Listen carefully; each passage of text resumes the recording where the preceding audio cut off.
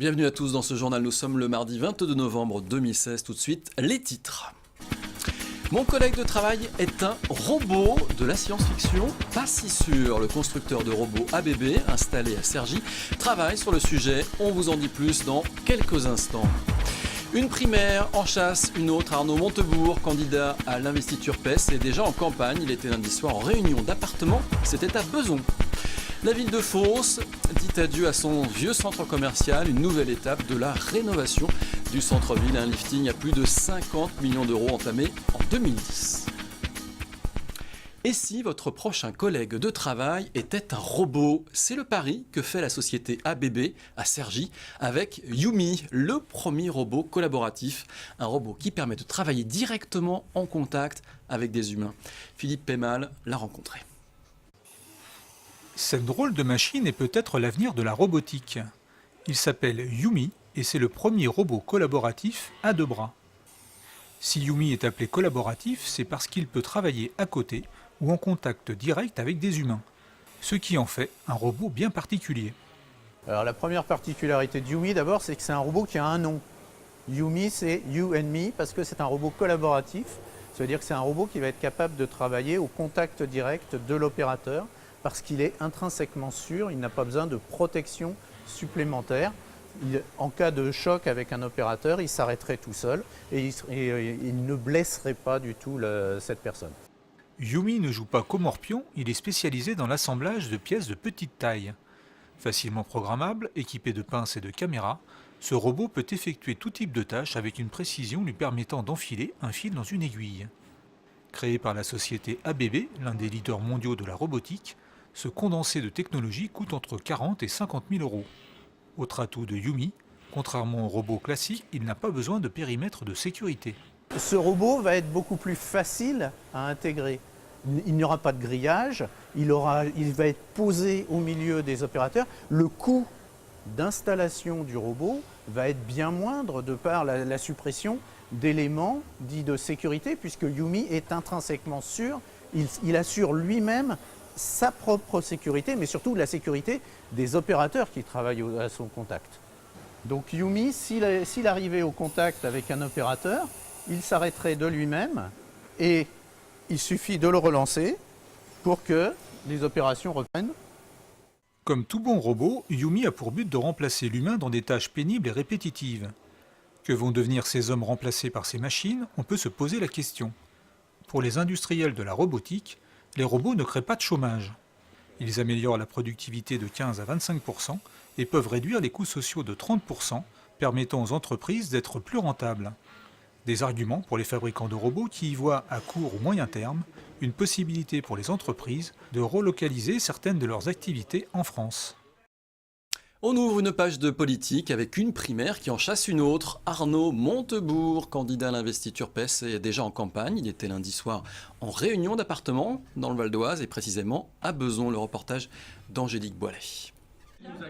C'est un invité un peu particulier que reçoit ce lundi soir Nadia. Dans son appartement situé dans le quartier des Colombiers, une petite vingtaine d'habitants, tous conviés à rencontrer Arnaud Montebourg.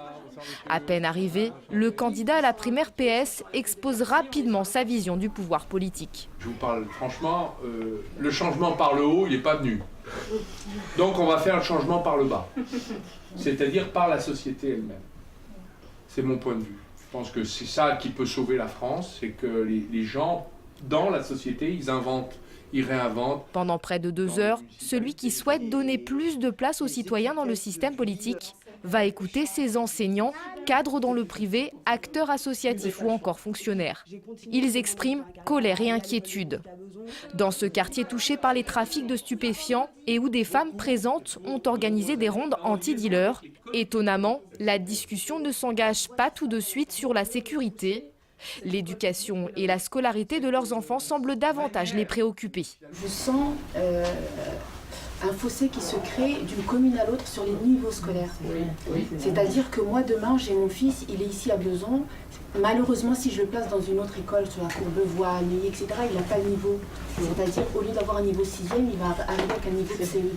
Face à des habitants déçus par le quinquennat de François Hollande, l'ancien ministre du redressement productif, qui a quitté le gouvernement en 2014, se pose en alternative à gauche. Il promet le changement et en profite pour égrener quelques-unes de ses propositions. Parmi elles, le passage à la 6e République, la fin de l'austérité ou encore la refonte des institutions et la réforme de l'Union européenne. Un discours qui semble avoir séduit les participants. Arnaud Montebourg, je pense qu'il a un discours très adapté aux citoyens. C'est-à-dire qu'un citoyen lambda peut comprendre son projet et peut savoir où est-ce qu'il veut nous mener. Il a répondu très franchement, très sincèrement et précisément. Voilà. Et donc on part au moins avec déjà des convictions sur certains points précis. Le candidat lui aussi semble avoir apprécié cette proximité avec son électorat potentiel. Ça permet de comprendre la façon dont les gens vivent les problèmes d'aujourd'hui. Il y a une manière d'en parler qui est unique de la part des citoyens quand ils en parlent, parce que c'est leur vécu. Sur l'insécurité, sur l'éducation, c'est quand même des situations extrêmement préoccupantes. Et on voit bien que la politique ne s'en occupe pas, ne règle pas ces problèmes. Et ça s'est dégradé ces dernières années. Je crois que c'est une bonne manière de travailler au bien commun. La primaire de la gauche est prévue les 22 et 29 janvier prochains. Pour l'instant, ils sont 5 à s'être officiellement déclarés. D'autres candidats pourraient les rejoindre d'ici le 15 décembre, à commencer par le président de la République sortant, François Hollande. La transformation du centre-ville de Fos à l'est du Val d'Oise se poursuit. Après l'installation des commerces dans des locaux flambant neufs cet été, l'ancien centre commercial vieillissant est en train d'être démoli. Une nouvelle étape d'un lifting à plus de 50 millions d'euros entamé en 2010. Plus d'infos avec Angélique Boilet. Il ne reste plus grand-chose de l'ancien petit centre commercial du plateau de Fos. Les pelleteuses, en marche depuis quelques jours, ont déjà grignoté une bonne partie de ce bâtiment vieillissant des années 70. L'ensemble était totalement vidé de ses commerçants depuis plusieurs mois, la plupart partis s'installer dans des locaux flambant neufs à quelques mètres de là. Cette démolition s'intègre dans un vaste programme de rénovation du centre-ville entamé en 2010. Une métamorphose réalisée dans le cadre du premier programme national pour la rénovation urbaine, dont l'objectif est de modifier le visage des quartiers sensibles. Un projet à plus de 50 millions d'euros qui a notamment vu émerger le pôle civique avec, à l'intérieur, l'hôtel de ville et plusieurs services publics. L'ancien centre commercial devrait totalement avoir disparu du paysage dans les prochains jours. Après déblayage, un nouveau chantier va prendre le relais pour faire émerger cet ensemble d'immeubles comprenant près de 120 logements. Au rez-de-chaussée, 2000 mètres carrés de commerce et de services, dont une maison pluridisciplinaire de santé. Une dernière opération d'une 60aine de logements va venir compléter le nouveau cœur de ville de Fos, dont l'achèvement est prévu à l'horizon 2019. En bref, le salon Noël avant l'heure est de retour pour une 8e édition. La Chambre de métier de l'artisanat du Val d'Oise organise à Cergy une grande vente du 24 au 27 novembre avec une 50aine d'artisans d'art. Tous valdoisiens, on trouvera des bijoux, vêtements, céramiques, objets décoratifs, des meubles même, de la mosaïque. Voilà. Ce journal se termine. Merci de l'avoir suivi. Je vous en rappelle bien sûr le principal titre. Et si votre prochain collègue de travail était un robot? C'est le pari que fait la société ABB à Cergy avec Yumi, le premier robot collaboratif. Un robot qui permet de travailler directement en contact avec des humains. À suivre la partie magazine de ce JT. À demain.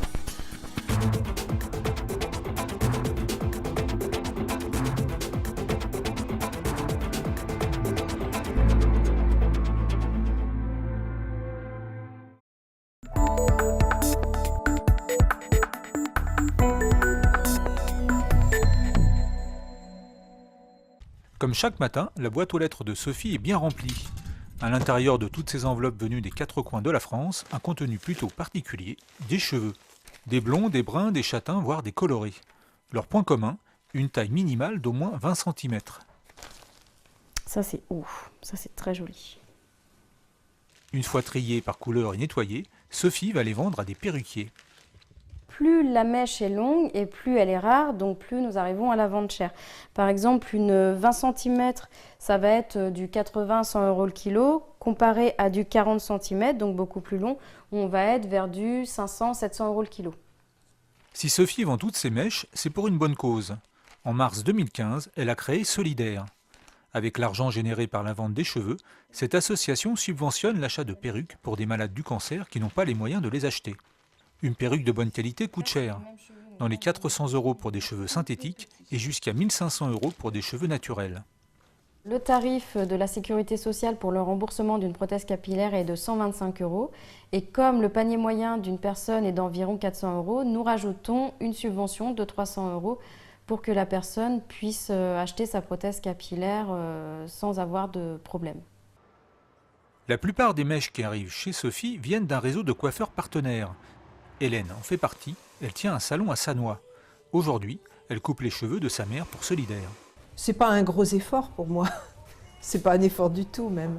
Non, ça me semble naturel. Donner ses cheveux pour celles qui n'en ont plus, le message est clair et parle à toutes les femmes. Le cheveu, c'est la parure de la femme, c'est ce qui l'habille. Moi je dis toujours, le cheveu c'est l'habit de la tête. Voilà, son corps on met des vêtements, et autour de la tête on a ses cheveux. Et sans cheveux on n'est rien. Des clientes sous chimiothérapie qui perdaient leurs cheveux, Hélène en a coiffé quelques-unes. Une expérience difficile à vivre pour elle, comme pour ses clientes. Pour Hélène, devenir partenaire de Solidaire était une évidence. Moi j'ai l'impression de quand je donne ce coup de ciseau, pas que je sauve une vie, mais que je redonne un espoir à quelqu'un, même si je ne connais pas la personne. Ça me fait penser au don d'organes. Ce coup de ciseau, il va peut-être redonner la vie à quelqu'un, la dignité. Pour ce geste de solidarité, la plupart des coiffeurs offrent la coupe de cheveux. Un an après sa création, les mèches récoltées par Solidaire ont permis de subventionner l'achat de 11 perruques. 11 personnes qui ont retrouvé une part de leur dignité et de leur identité grâce à un petit coup de ciseau comme celui-ci.